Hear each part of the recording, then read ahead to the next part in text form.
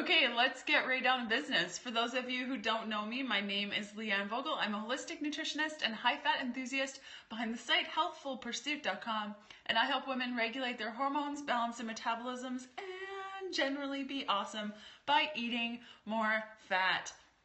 Today we have a bunch of people on Facebook Live over here and Periscope over here, and I'm going to be answering your keto questions. One of the questions that came in as we were getting started was, why am I gaining weight on keto? And I actually have a video coming out next Wednesday. If somebody can tell me what the date of next Wednesday is, I don't even know, like June 29th. So that'll be up on the YouTube channel then, about keto and gaining weight and answers about weight gain overall. Okay, there was a question about iodine supplements. I didn't quite see it, but I'm going to run just chatting about iodine. I personally use iodine for my thyroid. I take 5 drops of 2% iodine every morning. That is quite a lot of iodine, but I've been working with a doctor on that. That's the number that we've found is pretty helpful for me. I take it in the morning, do not take it in the evening. It's quite stimulating to a lot of things where you want to be awake for all that stuff.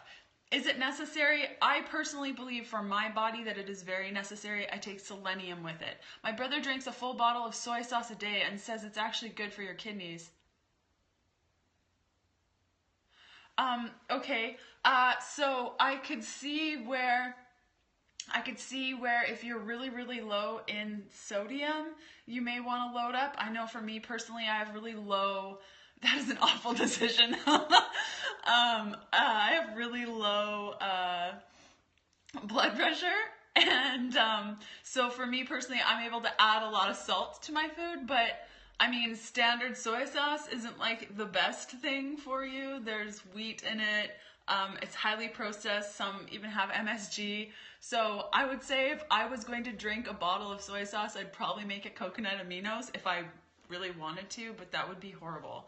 Can chronic heartburn be related to Candida overgrowth even though I ... Gotta love bro science. I haven't heard of chronic heartburn being a sign of Candida. Has anyone else? That is news to me. I'm trying to connect the dots in my head. Yeah, I would say more like leaky gut, digestive stuff is where my brain goes, not so much Candida. And so when we have leaky gut and there's lots of issues with our gut, we can have Candida, but I wouldn't say that acid reflux is a sign of Candida. However, Candida can live in a space where we have leaky gut, low hydrochloric acid. What I would recommend, first off, and you can try this, play around with it, is get a betaine HCl supplement and take that before a meal. See how it goes. If you're allergic to peanuts though, make sure that the betaine HCl that you get is free of fenugreek. I had an anaphylactic reaction by taking betaine HCl that had fenugreek because I'm allergic to peanuts. So good tip. Can you take too many probiotics? People are adding it to so many things today. Yeah, I mean, I think too much of a good thing is never a good thing. There needs to be a balance. I'm finding that, yeah, there's a lot of products that are like probiotics, and if you actually look at the containers and stuff, they're not nearly as much as you would take with an actual probiotic supplement. I take, like on a daily basis, I have sauerkraut at least twice, kimchi at least once, and I do like a water kefir at least once, and those are just like foods that I can add to my diet that are fermented and really good for the gut. And then you can also look at supplementing with a probiotic. I really like the Now Foods probiotic, but it's totally up to you on what you decide. But I wouldn't say it's like totally overkill. Just look at the probiotics that are in those foods and make sure that they're high quality. Like a sauerkraut, awesome. Are you still planning to try Keto OS? I am. There is a dairy-free version that is on its way to me. Who knows when it will get here? It was shipped about 2 weeks ago. So as soon as I get that, I am going to throw myself out of ketosis. I'm going to do like 3 days of all carbs so that I'm starting at the very beginning. And I'm going to track how long it takes me to get back into ketosis. Mind you, my body is pretty darn adept to eating this way, and it slides into ketosis pretty quickly. So we'll see what happens. Candida can affect ability to keto adapt. Yes. the relationship between keto, and if I don't answer your questions, guys, it's just because I'm still on a question, so just ask it again after I'm done the next question. But the relationship between Candida and keto, if you eat too much fat, it feeds the Candida, and if you eat too many carbs, it feeds the Candida. So there needs to be a happy balance between your fat. That's really like the fat and the carbs need to play a happy balance. For most of my clients, it's around the 60% mark. Okay, so 60% is a really good place to be for that. How do you know if you have Candida? That's a super good question. There's a lot of controversy around the spit test. This is when you wake up in the morning, you spit into a cup of water, and if it has these like strings going down after a couple of minutes, and you have Candida. I've talked to some practitioners that say that's like the best test ever, and others that say it's not. Personally, I like tests, like actual blood tests, stool tests. You can get a stool test from Genova Diagnostics, I believe. I'll include a link down below this video when I post this on YouTube to the Candida testing. There's also blood Candida testing. So I know that when you get your allergy testing, you can also get Candida blood tests. Question on Facebook. Can you talk a little bit more about a very low carb diet can lead to higher fasting blood sugar levels and insulin resistance, and if this is an issue or not? Okay, so I've been doing a lot of research on more of the carb up practice within keto. I'm going to be doing a a podcast all by myself. Amber's off planning the Stampede, her little event that she does every year for the Stampede breakfast, and I'm going to be talking about carb ups and their benefits. So that's coming to the podcast, the No Sugarcoating Podcast, in a couple of weeks. I think it's like the mid-July. We're going to be talking about carb ups. And so, your body has a natural ability to create glucose, and when we go on a very, very, very low carb diet, what often ends up happening is that our body is creating glucose. A lot of resources say that this is okay to have higher fasting blood sugar levels when we are low carb. But there is a physiological insulin resistance that does happen when we're very low carb for a very long time. Now, this very long time can be different for a lot of people. This can be 3 weeks of very low carb, or in my case, it was at 6 months, I was having a hard time sleeping and my cortisol was raised because of all the fasting I was doing and the reduction of calories. So I never experienced physiological insulin resistance, but a lot of people do with very low carb. There's some resources most resources say this is totally fine, and other resources say, this is maybe not such a good thing. So you really have to see how you feel, because a lot of my clients will get very, very worked up about all the numbers, but if they weren't testing and they didn't know, they wouldn't know, right? So you kind of have to, I missed it. So physiological insulin resistance is a little bit different from what I understand than like actual insulin resistance, because this is your body becoming resistant to the insulin because of the low carb eating style. And like I said, from what I have read about it, it's not too horrible of a thing, but I'm going to be diving way, way, way, way deeper into this when I do the Carb Up podcast. So stay tuned for that. It's going to be an hour of me talking about this with a lot of research behind it. So I want to hold off on this major conversation until then, so I can make sure that I have everything, because it's a quite in-depth conversation. Okay, so there's another question. I'm still having leg cramps at night, been in ketosis for 4 weeks, taking 1 tablespoon of magnesium oil on legs, calcium salt, keto lemonade, trying to figure out what I'm missing. Yvonne, did you ever have leg cramps before? Is this a new thing? Just let me know in the comments on Facebook. Any comments on Periscope? Let's answer some questions. I saw some potassium. I think she is taking potassium. Yeah, she's taking potassium. Drink keto lemonade, trying to figure out what I'm missing. What are your thoughts on food intolerant tests like Pinner and Cyrex? What are my thoughts on this? I just wrote a piece on it. Maybe I shouldn't do these so early. There is a test. I will include it in the YouTube video because I can't for the life of me remember what it's called. I also met them at PaleoFX and they were really great. And so here's the thing about allergy testing. A lot of a lot of people with allergies will go for allergy testing, and they'll only test a certain type of food. So for example, I'm allergic to bananas.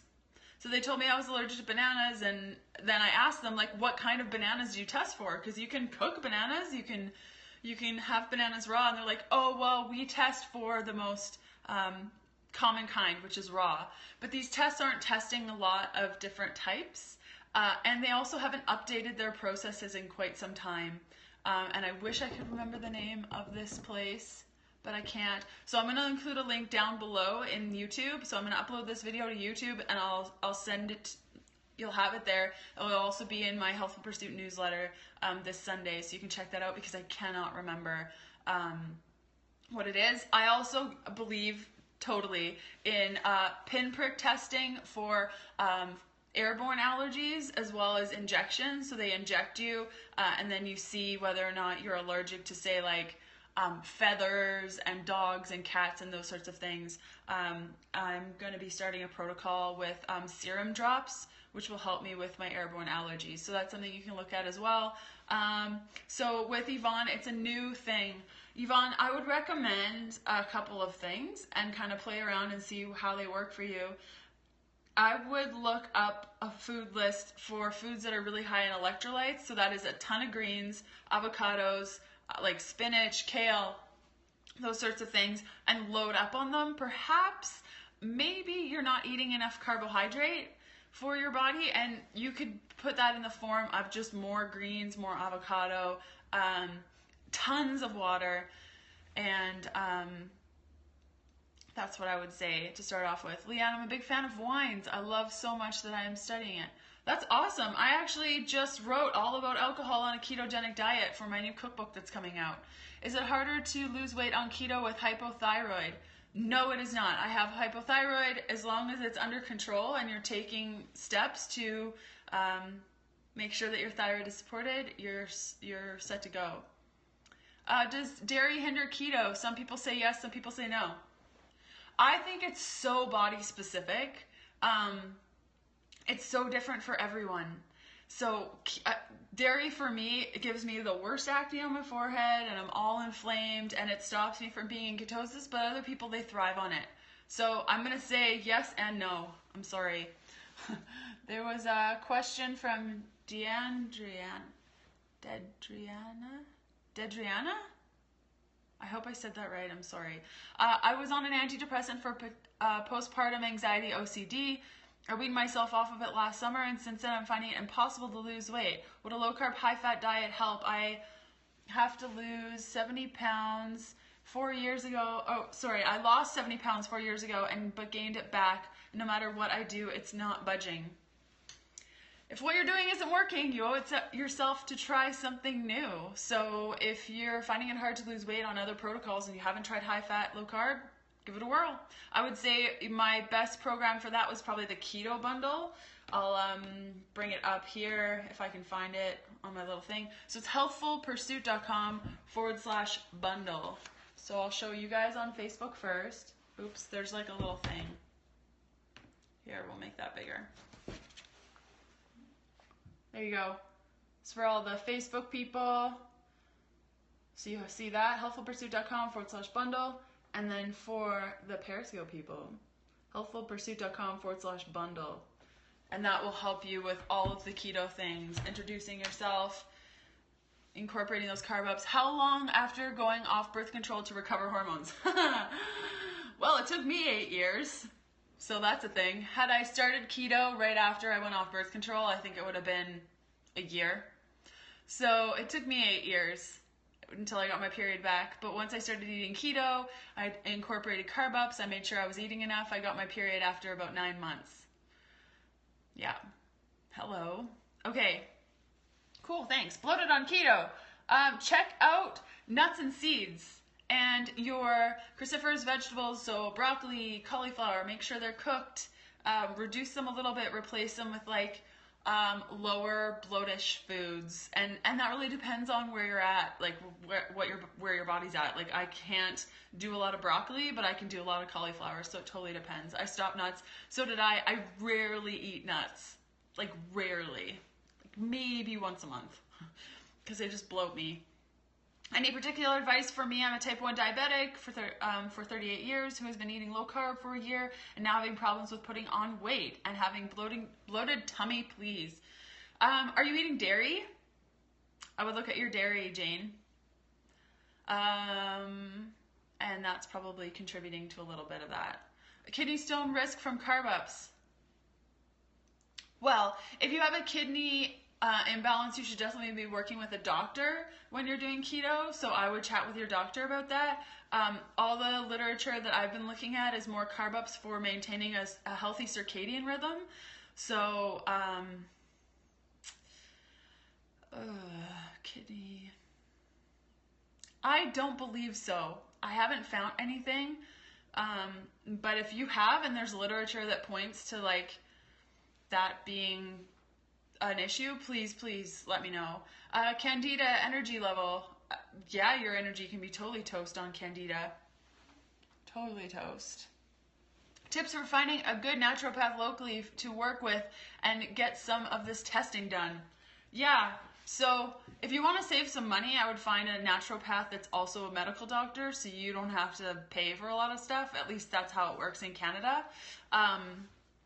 So that would be my first recommendation. And I always like calling them and seeing if they support a ketogenic, low-carb, high-fat eating style. Because if you're eating this way and you meet with them and they're like, what are you doing? You're crazy. Then it's a complete waste of your time. I really like orthomolecular doctors. They believe that the body is imbalanced because we don't have enough nutrients in our body. So they're all about nutrient density, which I love. So orthomolecular. And if you're in Calgary, Dr. Richard Johnson is the doctor that I go to. Keto 2 months, still tired when waking in the morning. Adrenals? Heck yeah, probably. Were you tired before, Mike? Yeah, I would look at, so you're a man, I'm guessing. I would look at fasting.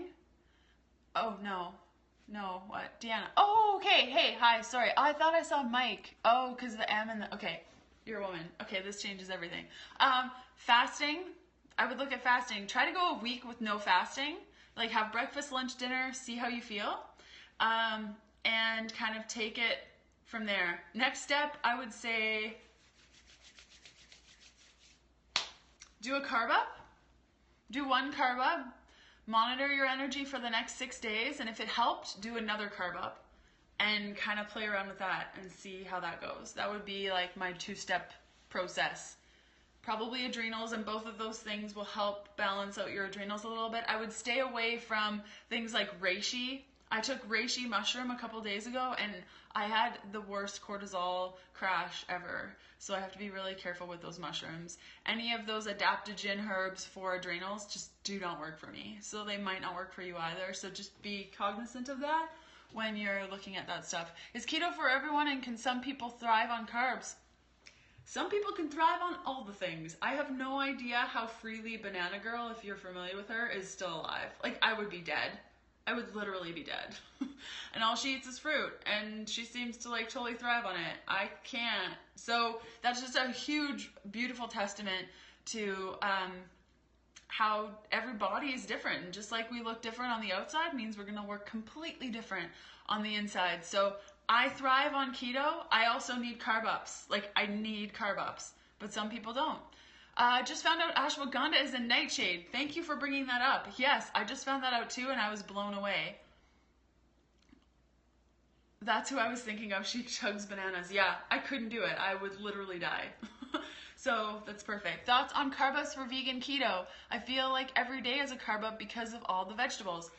I feel like carb up, you know what, this is a really good point, and I should probably write this down.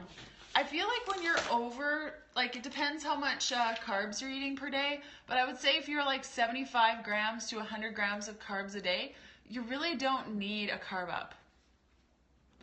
And I find, I'm just writing this down, carb up. I find that a lot of vegans in keto are around that area, like the 75 grams, so you may be totally fine not doing a carb up. But if there's a day where you really want a sweet potato for dinner, like, just do it and have fun. No more questions on... Okay, so we're totally out of time. Oh my gosh. Naturopathic medical doctor, is there such a thing? Yes. It's a medical doctor that saw a break in the system and decided to go into naturopathic medicine. It's great. So they have both, and they can send you for blood work, and they can prescribe things if they need to. It's so great. It's the best. I have to find me one in Ottawa. So in Canada, look for an orthomolecular doctor, a naturopathic doctor that has a medical degree, like a PhD. Yeah. Okay. Amazing. We did it. Great. And before I go, I am on Snapchat. If you guys are on Snapchat, you should follow me. Leanne Vogel, Vogel. You can find me there. I was dancing last night and my husband took a snap of me dancing, so all good times. I'm really enjoying it. Would love to follow you guys on there as well and keep up with you there and connected with you there. So we have come to the end of our show. So I'm going to pull this around too because we chatted about the bundle. I want to make sure, oh geez, I'm like all over the place. I'll make sure that you guys can see this. So this is my program all about keto and carb ups and fueling well with carbs and being awesome and being low carb and using fat and all of the good stuff. So you can take a screenshot of that. healthfulpursuit.com/bundle. It has both of my programs in it with all of the meal plans. There's 60 days of meal plans, over 470 pages of all information ketogenic related for women. You're awesome. Yeah. So perfect. And I guess I will see you guys pretty soon. Yeah. Thank you so much for joining, and I will see you next Thursday. Bye.